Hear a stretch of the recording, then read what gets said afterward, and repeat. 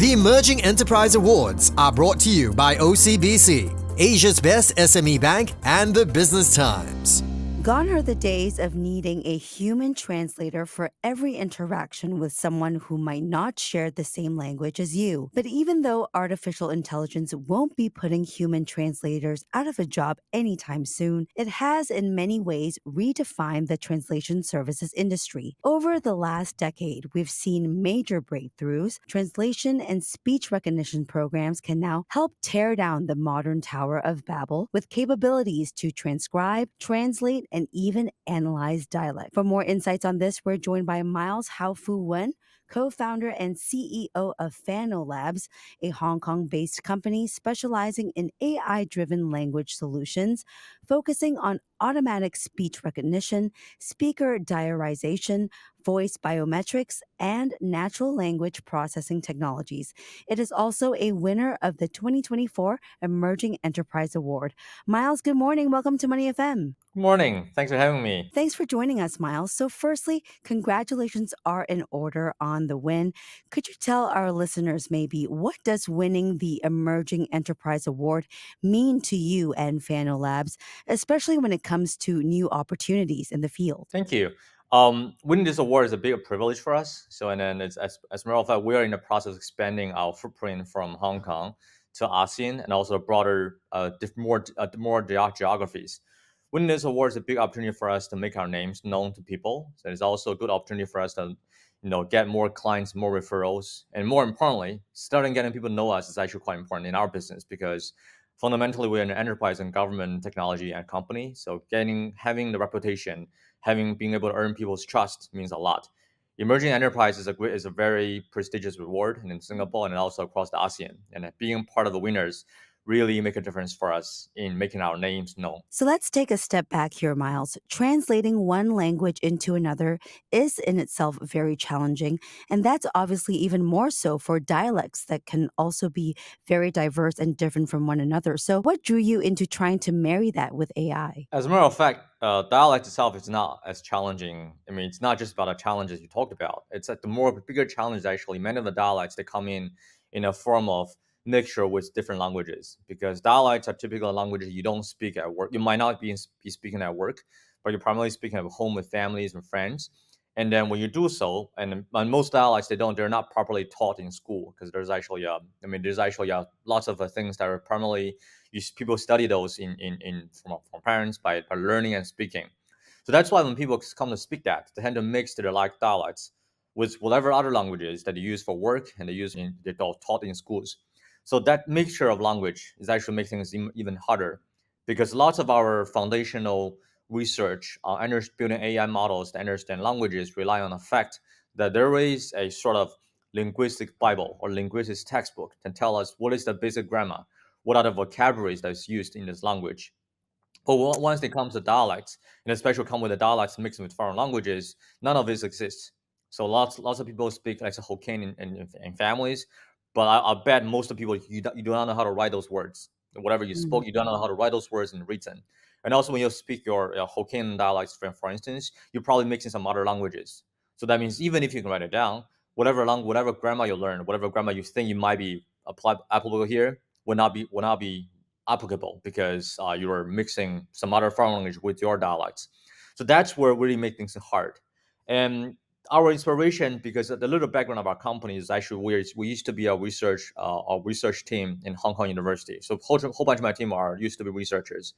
The reason why we were looking to solve the problem of mixed language and also different dialects was because as a researcher, our researchers' biggest, what is our happiest day? Our happiest day typically comes with when I woke up in the morning. I thought about, hey, wait a minute, I got a very challenging problem to solve today, and that problem was not solved by anybody else, and that's a good day because we got to go in the lab, sit down, and solve a problem, and knowing that if I can crack this, if I can crack this really difficult puzzle, I'll be famous and I can make an impact.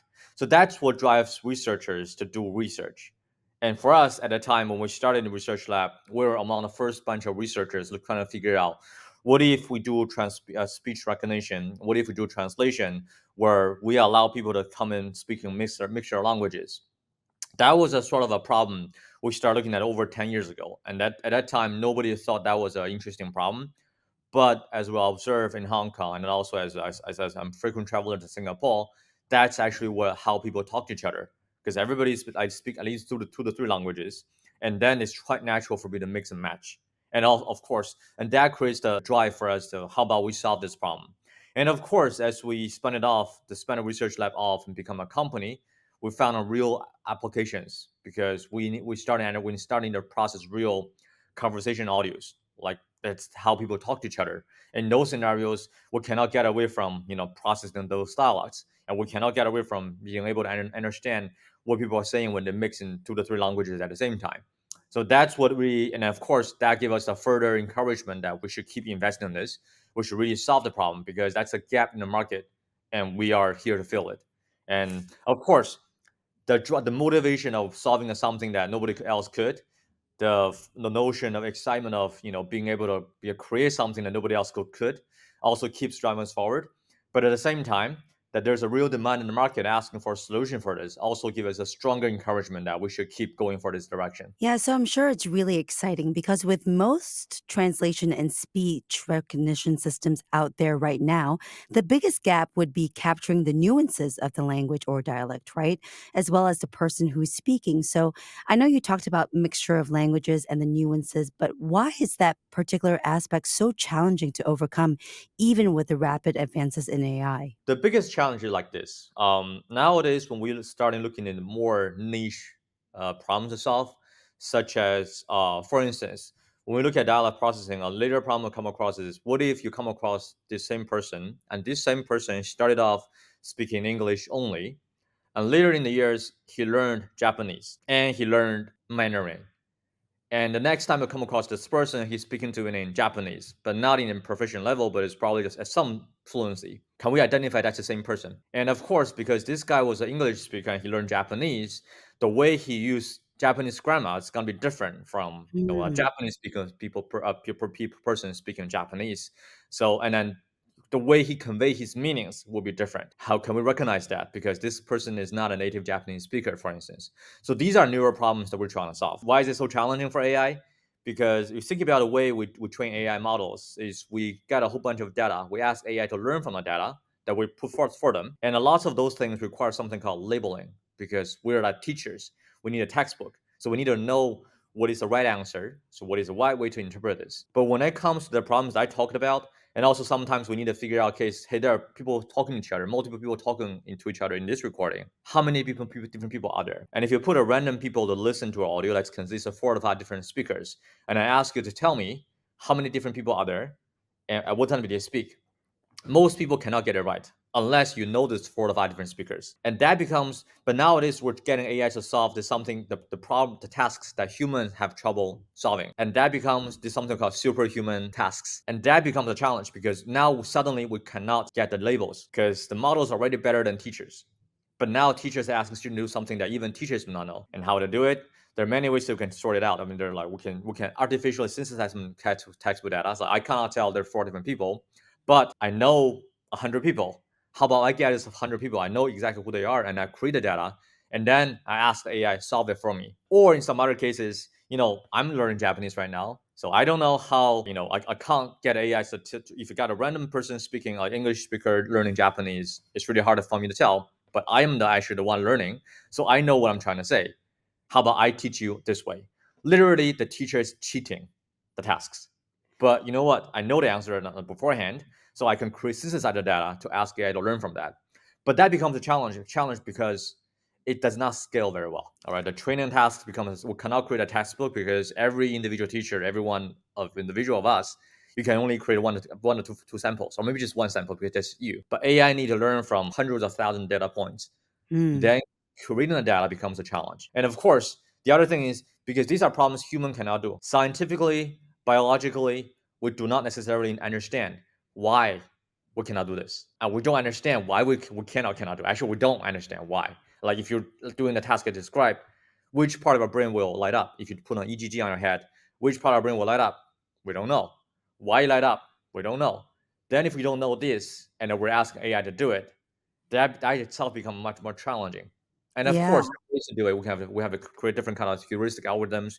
We have to figure out ways to synthesize data. We have to create new ways to design everything. And of course, reinforcement learning plays a big role, right? We have to figure out different unsupervised ways to do it, and also create different feedbacks for AIs to improve. There's so many moving parts here. Oh my goodness. Yeah, but we understand that Fano Labs also has got something unique under its wings, and that is the ability to translate Southwestern Mandarin in China.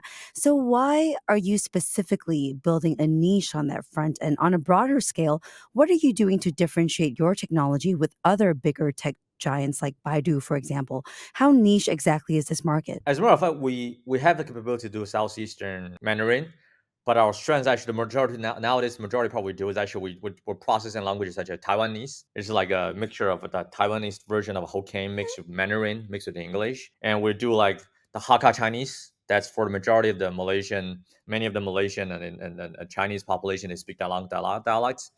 We do Cantonese, of course. That's the dialects primarily found in Hong Kong, Macau, and many parts of K and Malaysia as well. And of course, we also do like other languages such as Thai language, Malaysian Bahasa, Indonesian Bahasa, and different others. And why we're doing that is it's just like it's foundational right now. We're not just doing building this, supporting these languages. What we're doing right now is actually applying this tech nowadays. If you think about back Fano, what we do back 5 or 6 7 years ago, nobody else was solving these problems. Nobody else was building models to understand these languages. And 5 years later, the likes of bigger technology started to look at these languages and they say, hey, now they can support some of the languages we cover, but we already moved on from there. Now we're saying, you know what? It's okay. You can, yeah, everybody can. There's some people can do Cantonese already, or in addition Hmm. to Fennel, but we don't just do Cantonese. We don't just tell you whatever is saying in Cantonese. We're telling you that from the Cantonese person speaks, how many different people are there?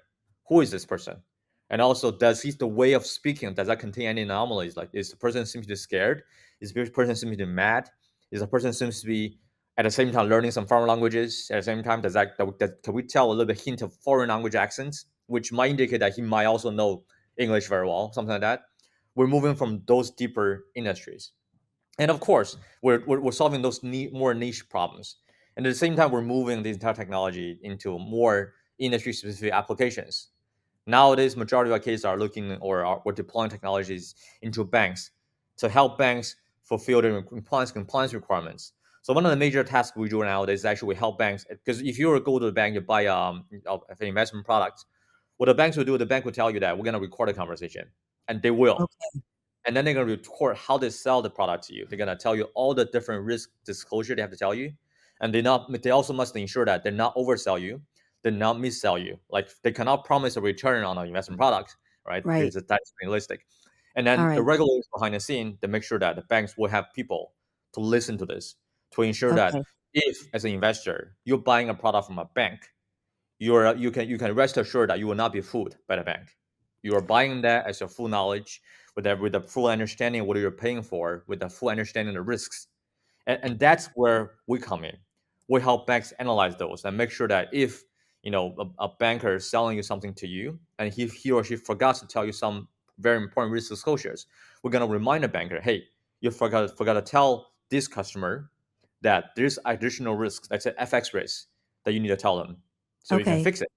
Yeah, so that increased the transparency of the financial market, and also investors get more confidence in doing in banking with these banks. All right, Miles, we've covered so much today. And as with any business, the challenge is always with scaling up. I know you talked about the different dialects and languages that you guys have been working on. Could you let us in on which new areas or dialects you're working on right now, though? We're adding supports for many ASEAN languages right now.